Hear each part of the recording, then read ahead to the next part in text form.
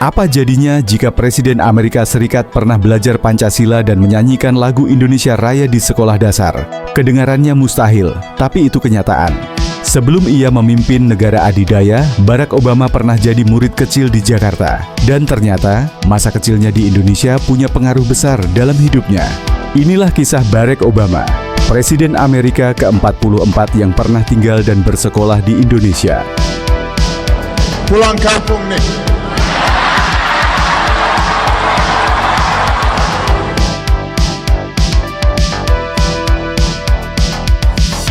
Kisah hidup Barack Hussein Obama II dimulai pada 4 Agustus 1961 di sebuah rumah sakit di Honolulu, Hawaii. Kelahirannya adalah pertemuan dua dunia yang berbeda.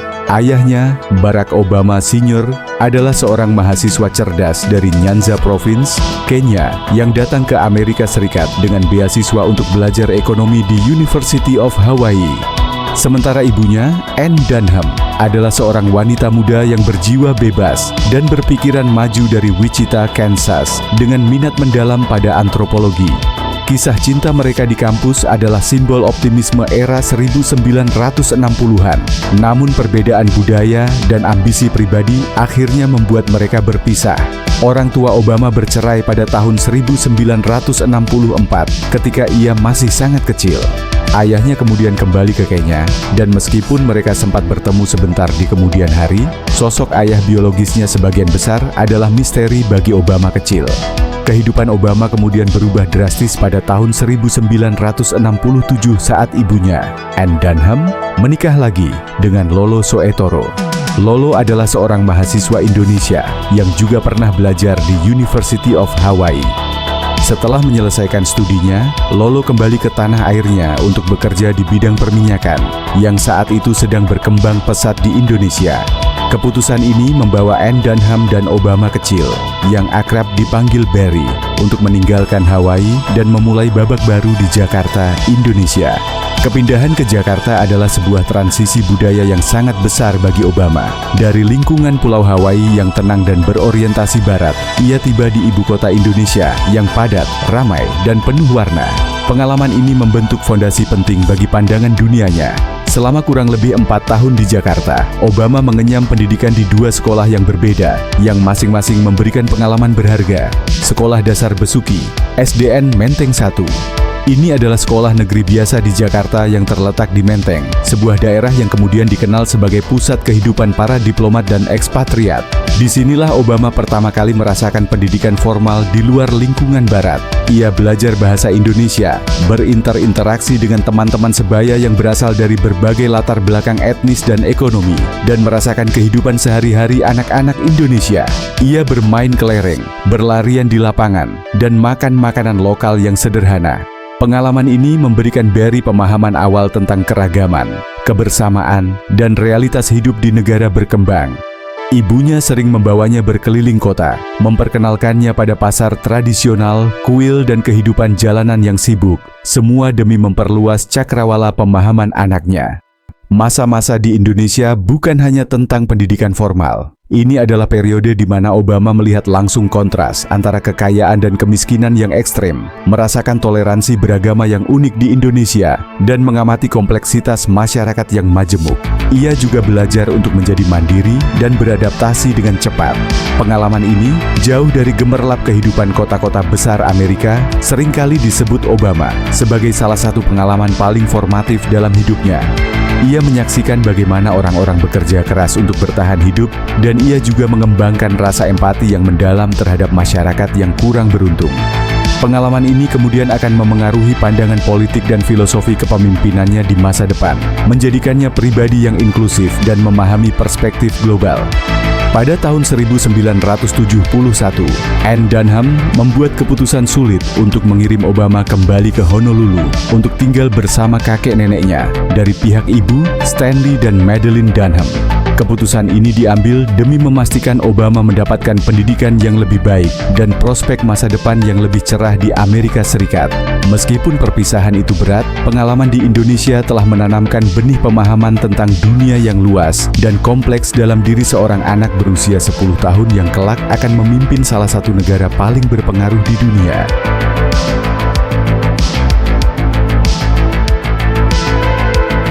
Pada tahun 1971, di usia 10 tahun, Barack Obama membuat transisi signifikan dari kehidupan di Jakarta yang ramai dan multikultural kembali ke Honolulu, Hawaii. Keputusan ini diambil oleh ibunya, Ann Dunham, demi memastikan Barry mendapatkan pendidikan yang lebih tinggi dan lingkungan yang lebih stabil di Amerika. Ia kemudian tinggal bersama kakek neneknya dari pihak ibu, Stanley dan Madeline Dunham. Kakeknya, seorang penjual furnitur yang ambisius, dan neneknya yang memulai karir dari juru ketik hingga menjadi wakil presiden bank, memberikan stabilitas dan fondasi etos kerja yang kuat. Mereka bukan hanya wali, tetapi juga panutan yang mengajarkan nilai-nilai tanggung jawab dan pendidikan. Setibanya di Hawaii, Obama melanjutkan pendidikannya di Punahou School, sebuah sekolah persiapan swasta yang sangat bergengsi di Honolulu. Lingkungan di Punahou sangat kontras dengan sekolah-sekolah di Jakarta. Ini adalah institusi yang menuntut secara akademis dengan fasilitas yang lengkap, menarik siswa dari kalangan elit Hawaii. Disinilah ia mulai menyesuaikan diri dengan identitasnya sebagai seorang pemuda kulit hitam di tengah mayoritas non-kulit hitam. Sebuah pengalaman yang kelak akan banyak ia renungkan dalam autobiografinya. Selama masa remajanya di Punahou, Obama menunjukkan bakat dalam olahraga basket. Ia adalah bagian dari tim yang memenangkan kejuaraan negara bagian pada tahun 1979. Olahraga ini tidak hanya memberinya disiplin, tetapi juga mengajarkan pentingnya kerja tim dan kepemimpinan di lapangan. Di luar lapangan, ia adalah siswa yang cerdas, meskipun kadang memberontak, dan mulai menunjukkan ketertarikan pada isu-isu sosial dan identitasnya sendiri. Ia mulai membaca lebih banyak, merenungkan tentang tempatnya di dunia, dan bagaimana pengalaman masa kecilnya di Indonesia membentuk pandangannya.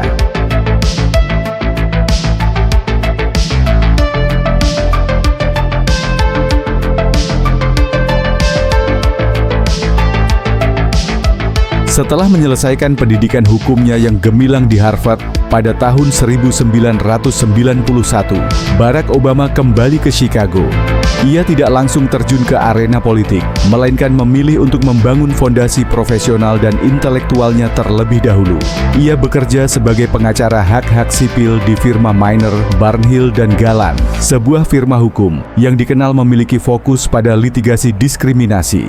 Di sini, ia terlibat dalam kasus-kasus yang memperjuangkan keadilan sosial dan kesetaraan, mengaplikasikan pengetahuannya tentang hukum konstitusi untuk membantu masyarakat yang kurang beruntung. Selain praktik hukumnya, Obama juga membagikan pengetahuannya dengan mengajar hukum konstitusi di University of Chicago Law School. Selama 12 tahun, 1992 sampai 2004, ia mengajar sebagai seorang pengajar senior dan kemudian dosen, membentuk pemikiran mahasiswa hukum dan terus mempertajam pemahamannya sendiri tentang prinsip-prinsip dasar demokrasi Amerika. Pengalaman mengajar ini memberinya kemampuan untuk mengartikulasikan ide-ide kompleks dengan jelas dan persuasif, sebuah keterampilan yang tak ternilai dalam karir politiknya nanti. Pada saat yang sama, Obama mulai membangun keluarga. Ia menikah dengan Michelle Robinson pada tahun 1992 yang ia temui saat bekerja di firma hukum Sidley Austin di Chicago. Mereka kemudian dikaruniai dua putri, Malia Owen dan Sasha. Keluarga menjadi jangkar penting dalam kehidupannya yang semakin sibuk. Minat Obama pada pelayanan publik dan perubahan sosial yang telah dipupuk sejak menjadi organisator komunitas, akhirnya membawanya ke arena politik elektoral. Pada tahun 1996, ia memutuskan untuk mencalonkan diri sebagai senator negara bagian Illinois, mewakili distrik ke-13. Ini adalah langkah pertamanya di dunia politik formal, dan ia berhasil memenangkan kursi tersebut. Selama 8 tahun masa jabatannya di Senat Illinois, 1997 sampai 2004, Obama dikenal sebagai seorang legislator yang efektif dan memiliki pandangan yang progresif. Ia tidak hanya menjadi suara bagi konstituennya, tetapi juga menunjukkan kemampuan untuk bekerja sama lintas partai demi mencapai tujuan bersama. Beberapa inisiatif penting yang ia dorong meliputi reformasi etika dan pelacakan sumbangan politik. Ia adalah pendukung kuat transparansi dalam pemerintahan, mendorong undang-undang yang membuat proses legislatif lebih terbuka dan akuntabel. Perluasan akses layanan kesehatan. Obama bekerja untuk memperluas akses layanan kesehatan bagi masyarakat Illinois, termasuk anak-anak dan keluarga berpenghasilan rendah, jauh sebelum ia mengusung Affordable Care Act di tingkat nasional. Peningkatan akses terhadap pendidikan. Ia mendukung berbagai inisiatif untuk meningkatkan kualitas sekolah dan akses ke pendidikan tinggi bagi semua kalangan. Hukuman pidana dan kebijakan polisi. Obama memainkan peran kunci dalam meloloskan undang-undang yang mengharuskan perekaman interogasi polisi dalam kasus-kasus modal, sebuah langkah penting untuk mencegah pemaksaan pengakuan dan memastikan keadilan. Pengalaman di Senat Illinois sangat berharga bagi Obama. Ia belajar seluk-beluk proses legislatif, seni kompromi dan negosiasi, serta bagaimana membangun koalisi untuk meloloskan undang-undang. Ia membangun reputasi sebagai politikus yang tenang, cerdas, dan mampu menjembatani perbedaan. Pada tahun 2004, Obama memutuskan untuk melangkah lebih jauh. Ia mencalonkan diri sebagai senator Amerika Serikat mewakili Illinois. Meskipun ia belum terlalu dikenal di kancah nasional, kampanye senatnya didukung oleh pidato yang sangat berpengaruh yang ia sampaikan pada Konvensi Nasional Partai Demokrat 2004 di Boston. Pidato kunci tersebut adalah titik balik dalam karier Obama. Dengan judul The Audacity of Hope, Keberanian Harapan, pidatonya memukau jutaan penonton. Ia berbicara tentang perlunya persatuan, menepis polarisasi politik, dan menyerukan agar rakyat Amerika melihat diri mereka sebagai satu bangsa, bukan kumpulan faksi yang terpecah belah. Ia dengan lantang menyatakan, tidak ada Amerika yang liberal atau Amerika yang konservatif, hanya ada Amerika Serikat. Tidak ada Amerika kulit hitam atau Amerika kulit putih, atau Amerika Latin atau Amerika Asia, hanya ada Amerika Serikat. Pidato ini tidak hanya menunjukkan kemampuan retorisnya yang luar biasa, tetapi juga menangkap semangat optimisme dan harapan yang banyak dicari oleh masyarakat Amerika saat itu. Pidato tersebut melambungkan namanya ke kancah politik nasional. Beberapa bulan kemudian, pada November 2004, Barack Obama berhasil terpilih sebagai senator Amerika Serikat, mengalahkan lawan republiknya, Alan Keyes, dengan selisih suara yang sangat signifikan. Kemenangannya adalah bukti daya tariknya yang luas dan kemampuannya untuk menginspirasi pemilih dari berbagai latar belakang. Ini juga menandai awal dari babak baru yang lebih besar dalam perjalanan politiknya, membawanya ke panggung nasional dan global.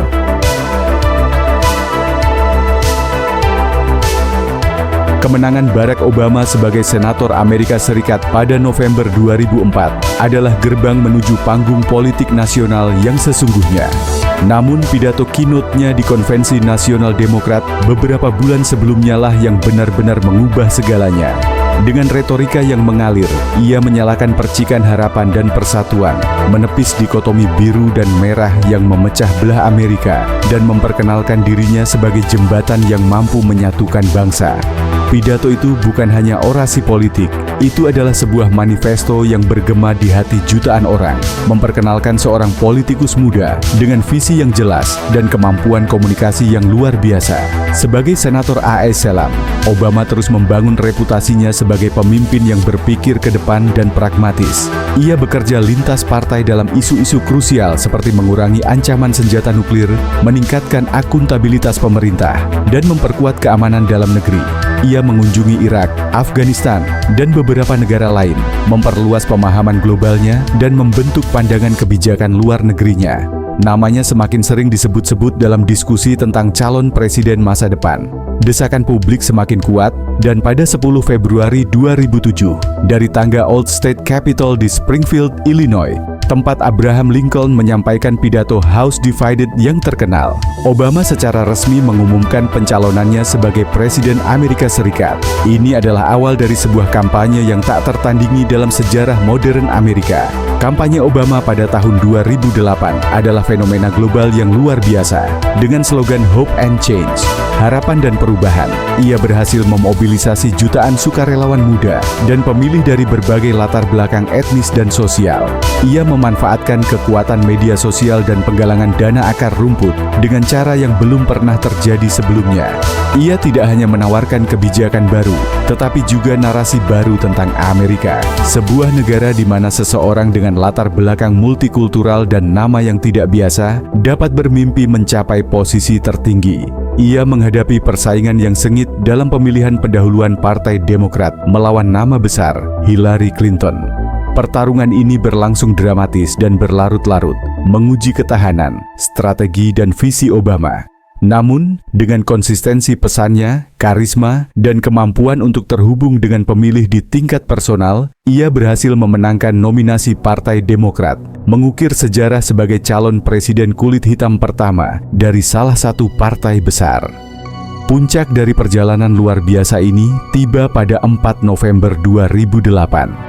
Dalam malam pemilihan yang emosional dan penuh antusiasme, Barack Obama terpilih sebagai Presiden Amerika Serikat ke-44. Momen ini bukan hanya sebuah kemenangan politik, melainkan sebuah peristiwa bersejarah yang mengubah wajah Amerika dan dunia. Di Grand Park, Chicago, di hadapan ribuan pendukung yang bersorak-sorai, Obama menyampaikan pidato kemenangannya, mengakui betapa monumentalnya momen tersebut. Sebuah bukti bahwa segala sesuatu mungkin di Amerika. Ia menjadi Presiden Afrika-Amerika pertama dalam sejarah, memecahkan batasan yang sebelumnya tak terbayangkan. Periode kepresidenan Obama, 2009 sampai 2017, dimulai di tengah badai krisis ekonomi global terburuk sejak Depresi Besar. Tugas pertamanya adalah menstabilkan ekonomi, menyelamatkan industri otomotif, dan meredakan resesi.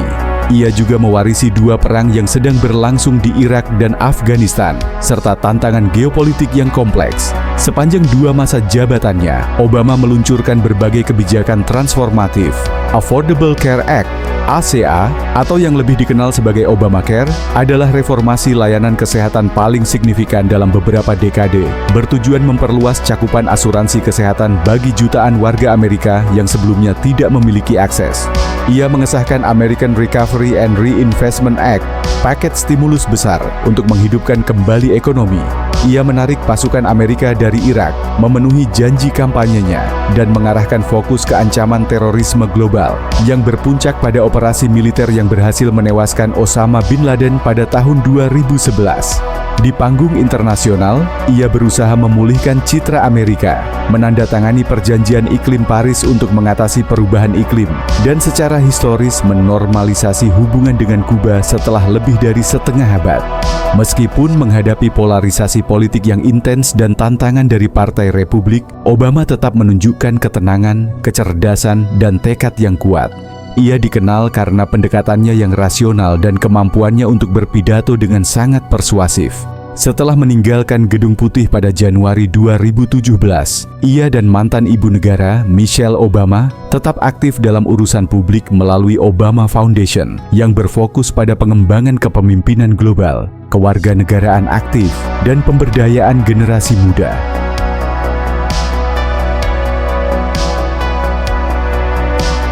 Perjalanan hidup Barack Obama adalah kisah yang luar biasa tentang seorang anak dengan akar multikultural, terlahir di Hawaii, dibesarkan di Indonesia, dan kemudian kembali ke Amerika, yang berhasil mengatasi berbagai rintangan identitas, sosial, dan politik untuk mencapai puncak kekuasaan di salah satu negara paling berpengaruh di dunia. Dari bangku sekolah dasar di Jakarta yang sederhana hingga ruang-ruang kuliah bergengsi di Columbia dan Harvard, dari menjadi organisator komunitas di Chicago hingga senator negara bagian dan kemudian senator federal, setiap langkah dalam hidupnya adalah persiapan untuk peran yang lebih besar. Pengalamannya di Indonesia memberinya pemahaman tentang keragaman global, sementara masa remajanya di Hawaii dan pendidikannya di Amerika memperkuat identitasnya dan pemahaman tentang keadilan. Sebagai presiden, Obama mewujudkan harapan jutaan orang di seluruh dunia. Ia tidak hanya memecahkan batasan rasial, tetapi juga membawa gaya kepemimpinan yang tenang, analitis, dan inklusif di masa-masa penuh gejolak.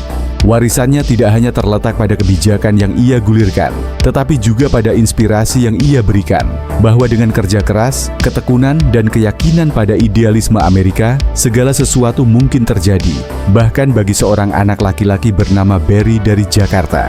Kisah Barack Obama adalah bukti nyata dari kekuatan mimpi, ketahanan pribadi, dan potensi tak terbatas dari semangat manusia untuk mencapai kebesaran yang terus menginspirasi generasi mendatang di seluruh dunia.